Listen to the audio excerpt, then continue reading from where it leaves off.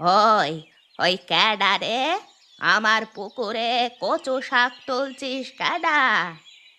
ঠাকুমা, আমি তুলছি গো। কে? আমিটা কে? পাশের পাড়ায় বাড়ি।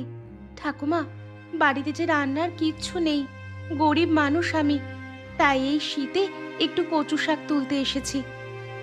তুই এটা ঠিক করলি না। আমাকে জিজ্ঞাসা না করে আমার পুকুরে শাক তুলছিস?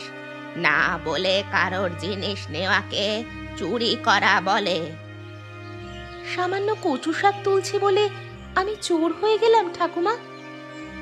আরে বউ, এটা সামান্য নয়। বাজারে এই কচু শাক অনেক টাকায় বিক্রি হয়। বাজারে টাকা দিয়ে কিনতে পারবো না বলেই তো পুকুরের শাকটা তুলতে এসেছি।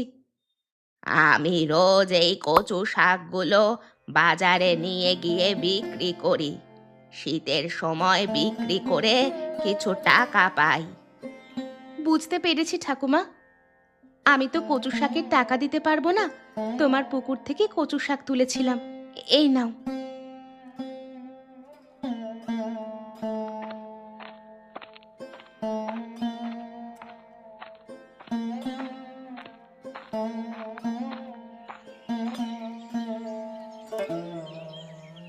ঠাকুমা, তোমার